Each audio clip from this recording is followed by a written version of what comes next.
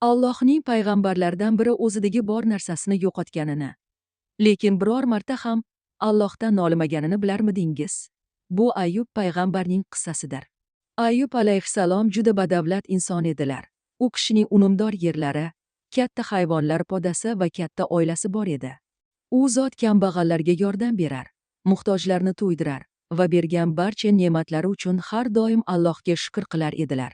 Ammo kunlardan bir kun sinovlar boshlandi. Avvaliga u kishi o'z mol, mulkini yo'qotdilar. Podalari qirilib ketdi. Xo'jaligi vayron bo'ldi va barcha boyligi yo'qqa chiqdi. So'ngra u zotni bundan da og'irroq musibat tutdi, farzandlaridan ayrildilar. Bunga qaramay, Ayyub alayhissalom Allohga ibodat qilishni to'xtatmadilar va norozilik bildirib, biror og'iz ham so'z aytmadilar. Shundan so'ng Alloh u zotni kasallik bilan sinadi. Kasallik o'ta og'ir edi va ko'p yillar davom etdi. Odamlar u kishidan o'zlarini olib qochadigan bo'lishdi.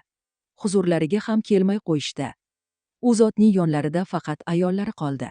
U ushbu mashaqqatli yillarda oziq, ovqat topish va erini qo'llab, quvvatlash uchun tinimsiz mehnat qildi. Ko'p yillik sinovlardan so'ng Ayyub alayhissalom Allohga qisqa duo bilan yuzlandilar. U zot dedilar: "Darhaqiqat, menga musibat yetdi. O'zing rahm qiluvchilarning eng rahmlisisan." Alloh u zotning duosini qabul qildi. U kishiga oyog'i bilan yerni tepish buyurildi va o'sha joydan suv bulog'i otilib chiqdi. Ayyub alayhissalom bu suvda cho'milgan edilar. Alloh u kishiga to'liq shifo berdi.